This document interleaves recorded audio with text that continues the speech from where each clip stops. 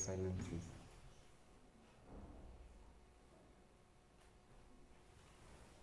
Welcome to the Nazz Buzz show. Hey, we already started. You're welcome to the Nazz Buzz show, weekly show where we bring you news and highlights that happen here at ANU. First of all, we want to say a big thank you to the support that you guys have been showing us thus far. And today I'm with Ibuka Henry, the co-host for today. Okay, so how are you feeling? I'm feeling good. It's okay. Happy International Women's Day. Yes, so today we are celebrating women, all the women in the house. Yes. And those watching us. And we just wanted to say a big happy International Women's Day. Today is a big deal for us, especially, not only even for women, because no man came to this world without a woman. Big point. So we also, as men, are celebrating together. Sure. So as we bring attention to this matters of women's rights and gender equality, we want to celebrate all the women's successes. I don't know if you know Rebuka, but on 3rd March, generally March is a month where we celebrate women, but on 3rd March was Wangari Maathai. Do you know Wangari Maathai? The one that plants trees. Yeah. Yes.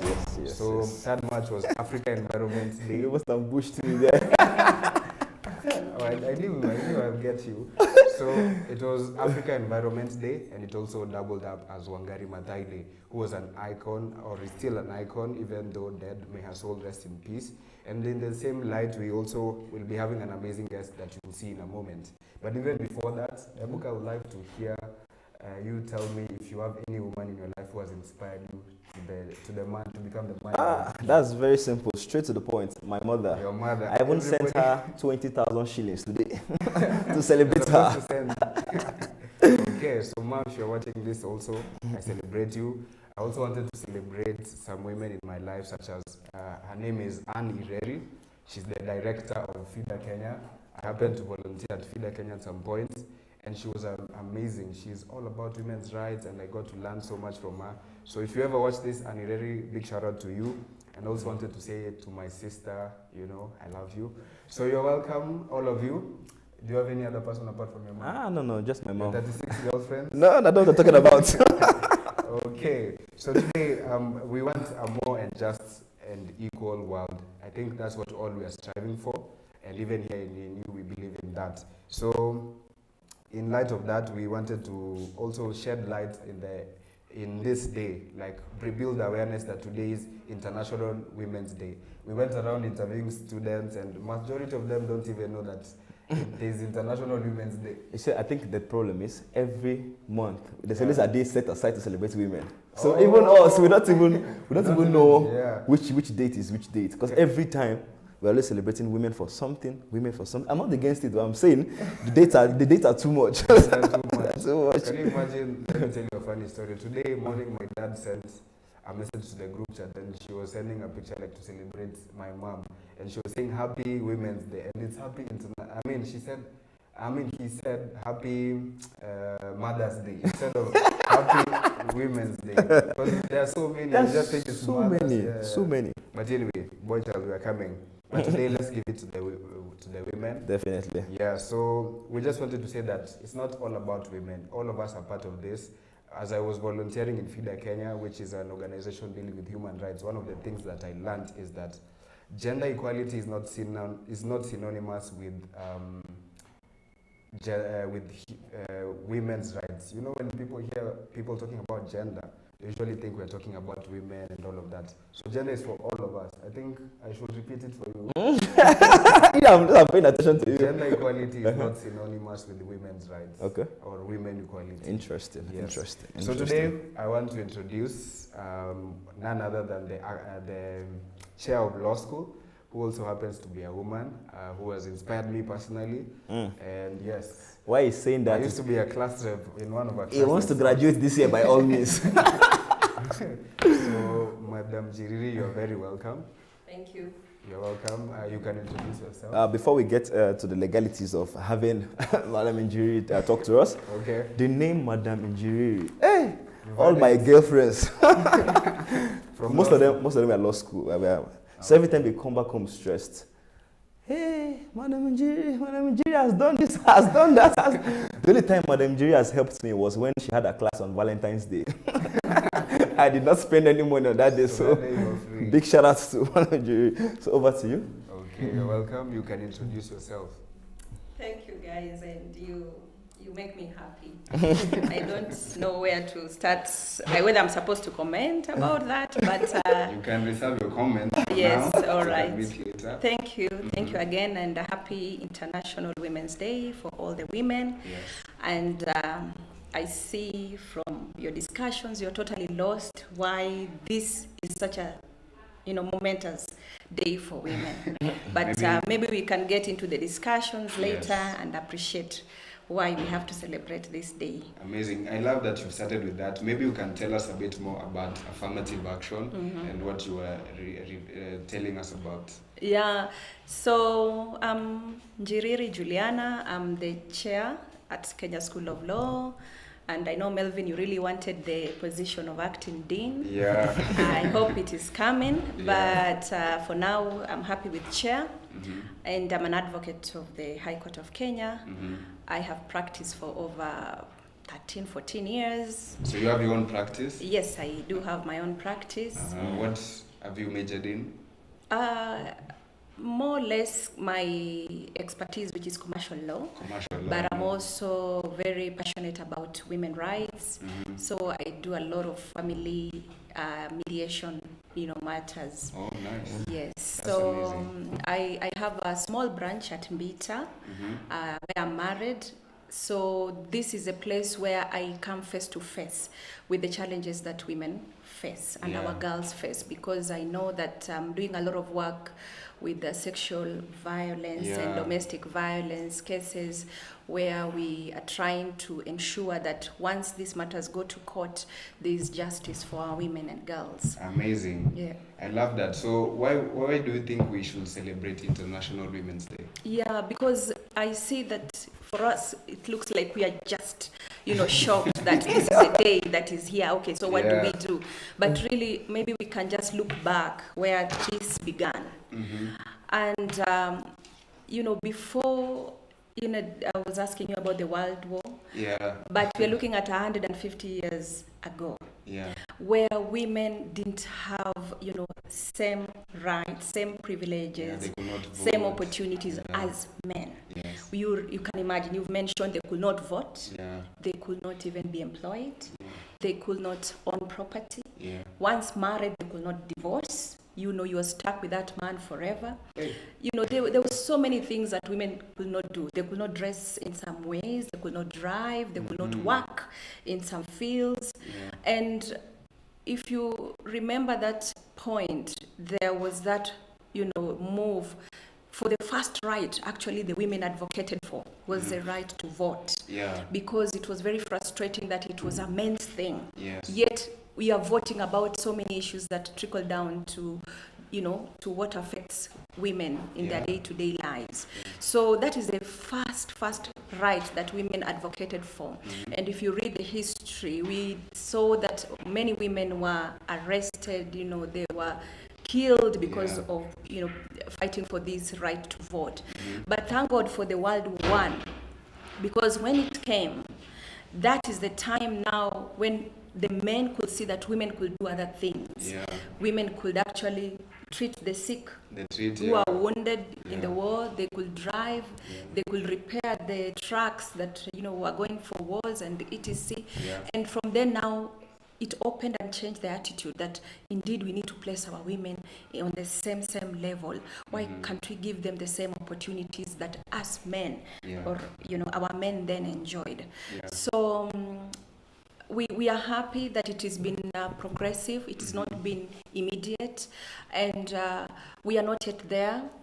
And we are working, and I know the UN is working, constantly to ensure that that goal of achieving gender equality, is attained.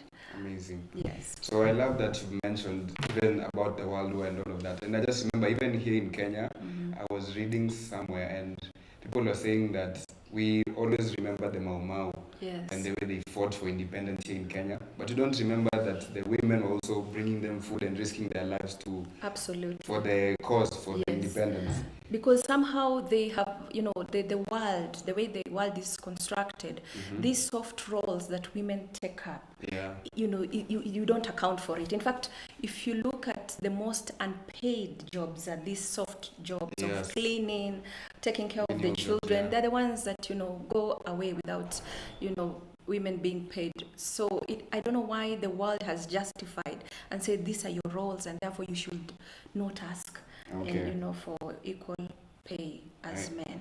I agree. So I want to ask, do you have any women, even as growing up, that maybe have forged, maybe in industry or even in the legal field, that you look up to and have maybe mentored you in one way or another? Yes, definitely. I look up to the Tanzanian president. I look up to our own CJ, Martha Koome, definitely, and many other women, and even our first judge, Olwoch, who is now at South Sudan. She's trying to help arrange the government there. Amazing. Yes. So now you're the chair of law school. Can you tell us a bit about, post-COVID, we emphasize on online learning. And then, so this is a new frontier which is bound to have new opportunities and new challenges. Can you tell us a bit about that, the way, as you sit as the chair of law school, what are the challenges that maybe you've met, which I'm sure are not unique to ANU, considering COVID hit everyone? Oh, so you're talking about online learning. Online learning, and the way we had to shift to purely, delivering and facilitating learning through the technology. Yes, and so, even to add on it, maybe you can even expound more in the way it affects girls or women in general. All right. Yeah. Now we had to move. Everybody and the world had to shift to online learning, working from home, and as much as it was a learning curve for everyone, we were able to embrace it. And for Africa Nazarene, we had already put the systems and the structures, and it was just about getting into it now fully to deliver learning there. So we still have issues with that and the challenges of awareness, because we had to do a lot of training to both our faculty and students to just ensure that they are able to, use the technology. The technology was there, but using and was a challenge. and delivering what you are supposed to do was maybe the challenge. But we are growing and we have done so much, and we are at a better place. Amazing. Do you think the steps you've made are going to help narrow the gap, or widen the gap between genders in terms of accessing legal education? Now, I think in Kenya we have more women, we have more girls, we have than men in every sector. So that as you're saying, that the issue of technology, we still remain, as much as we are more, we still remain the marginalized group. Because you can see that women are not yet in that level as men in terms of being IT savvy, being accessing that information and using technology, so forth and so on. So you're saying that it can help narrow the gap now? Definitely, yes. Online, everyone can access it from anywhere in the world. Exactly. Amazing. So now, in relation to that, I know that you've spoken about the UN and the strides that they're making. I think one of the things I heard is that they are saying that for us to achieve gender equality, it might take about 300 years. So I wanted to ask, what do you think? How can we harness technology and innovation for women's equality? How do you think we can use that? Now, I think it's just the issue of accessing. Are our women able to access technology? Are our women able to access innovation, the tools, the designs, and everything else that comes with it? So that once we are put in that platform, once we put measures, the issue is that we have to make deliberate efforts to put those platforms to ensure that the girls and the women get access to digital and technology. That of course we've seen the way it has changed, and it's still changing lives. In fact, we know that the most one of the 40 women, the leading top 40 women entrepreneurs are actually on IT world because they have been able to, set up small and medium businesses that are doing very well in IT. Amazing. So you are saying basically we should be more intentional so that people women can harness this technology and innovation.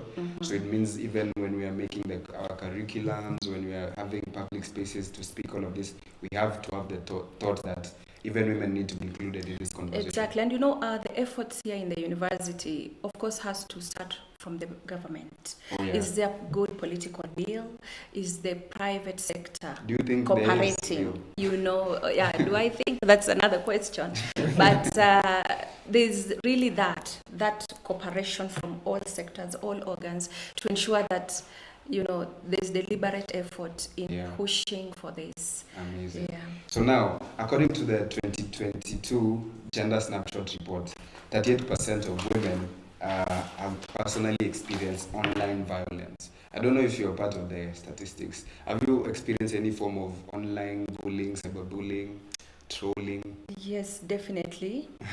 As women, we definitely sit at a more disadvantaged place because we are women. Yeah. And because, the men cannot, you can't find that, because the issue of IT and enforcing now this IT, criminal offenses is the lack of legal bodies and legal structures to ensure that I might be able to report that person, be able to find him, and he'll be charged in court and so forth. So the world has taken advantage of that. So you're saying one of the challenges is that we don't have the bodies that are following up on this. Definitely, there is no legal structure.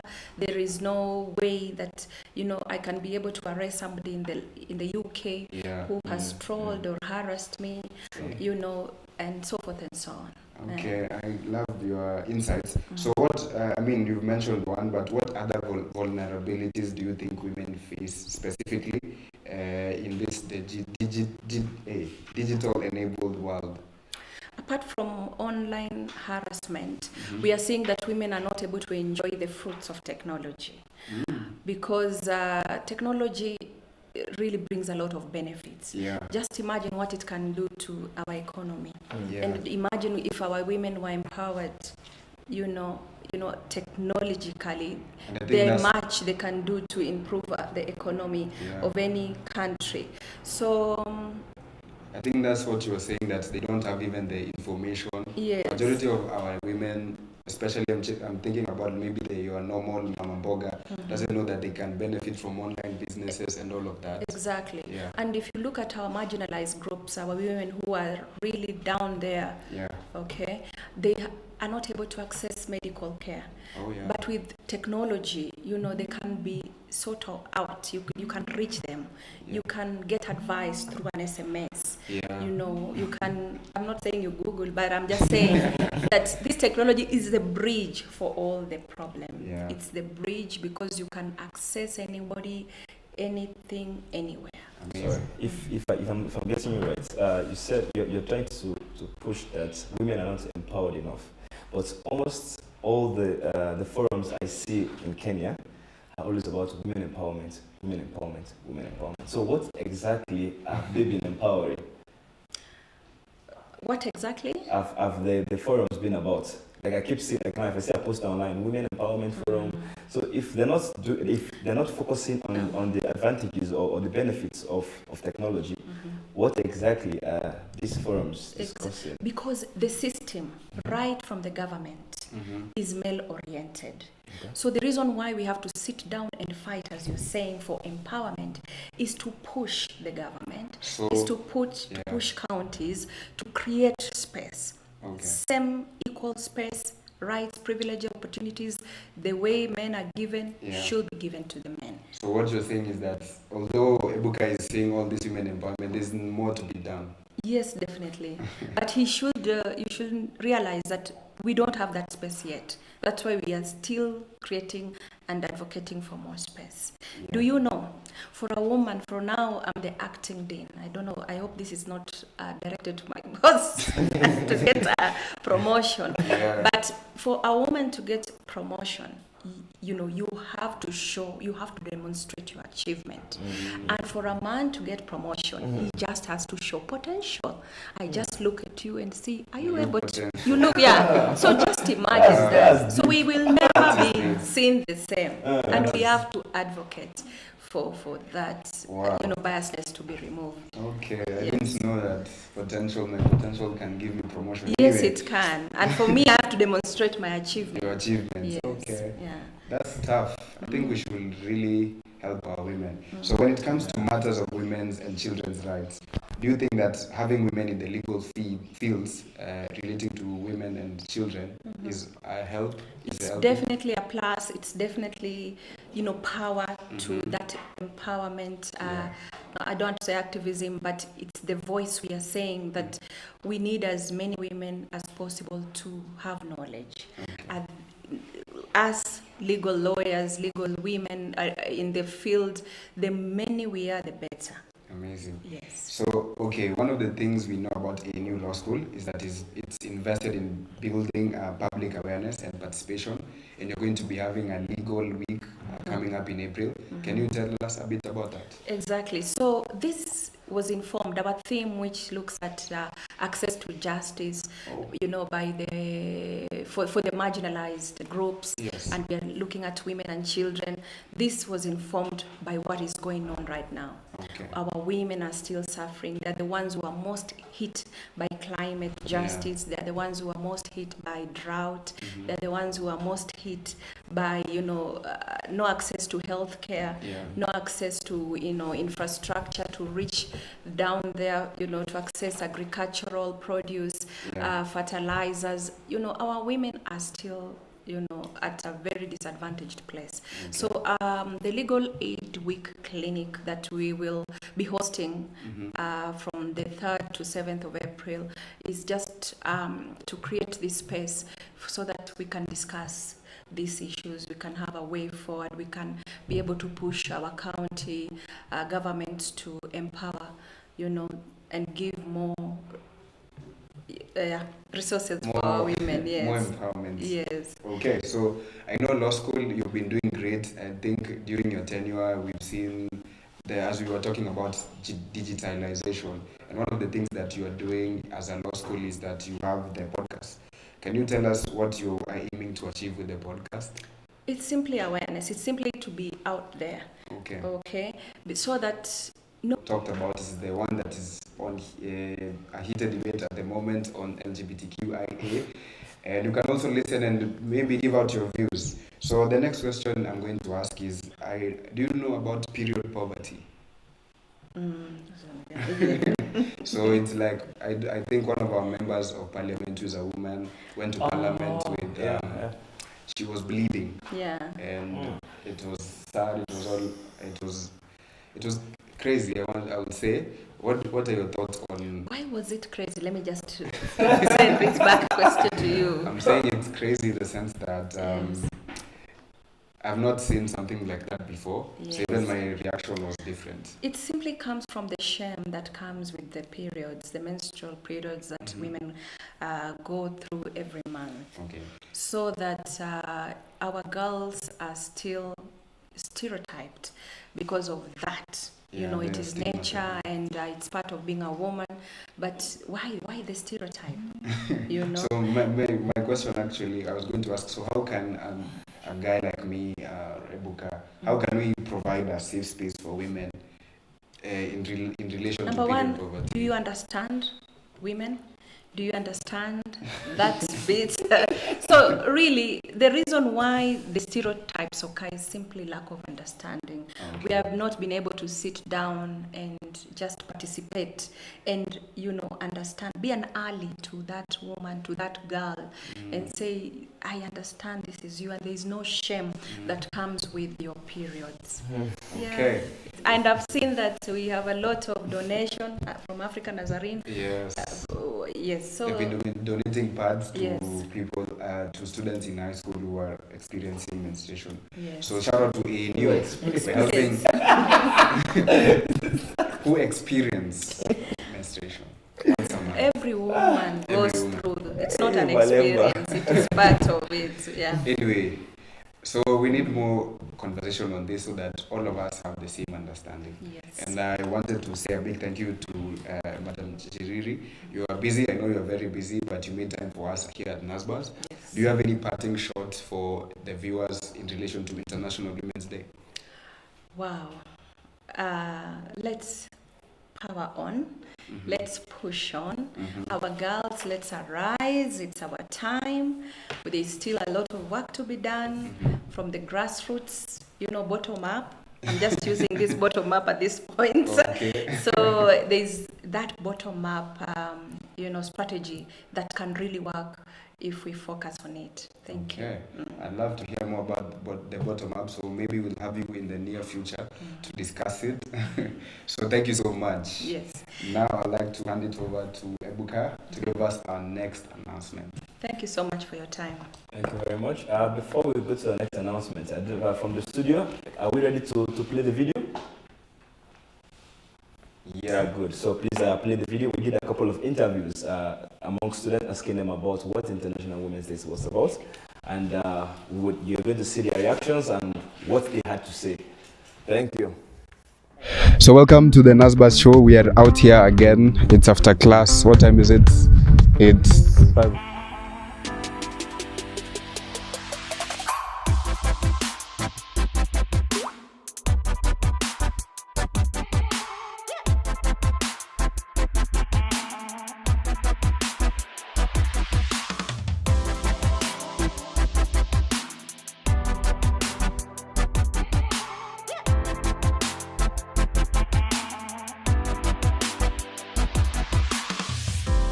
So welcome to the Nazz Buzz show. We are out here again. It's after class. What time is it?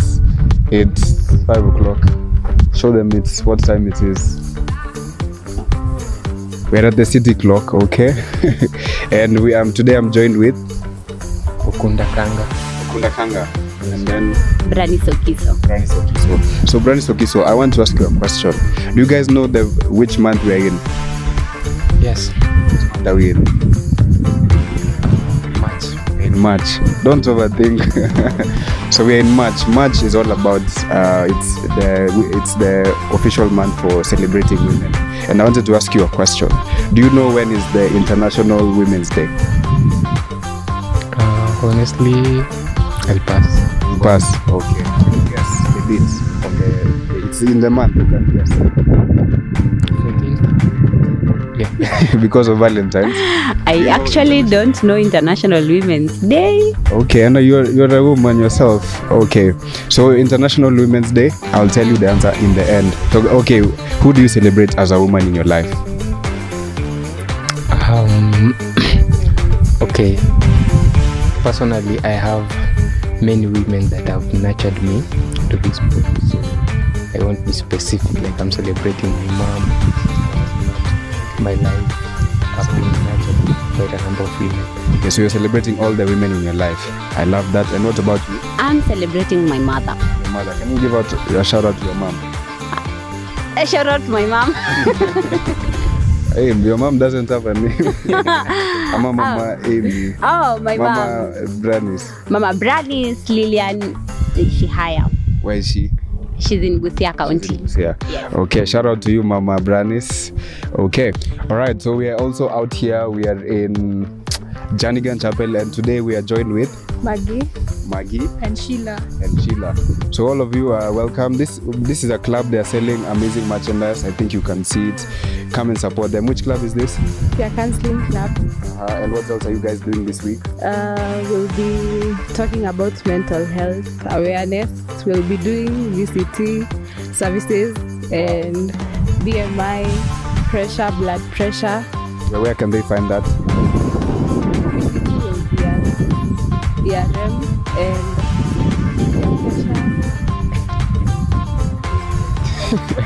Okay, so you heard it from Matthew. Is that your name? Maggie. So you've heard it from Maggie. Peer Counseling Club this week is all about peer counseling. They have a peer counseling week, and they're selling merchandise which you've seen, and they'll have a VCT station at ERM. ERM is right there, okay? I know you know your way. If you don't know, I don't know what you're doing in Nazarene.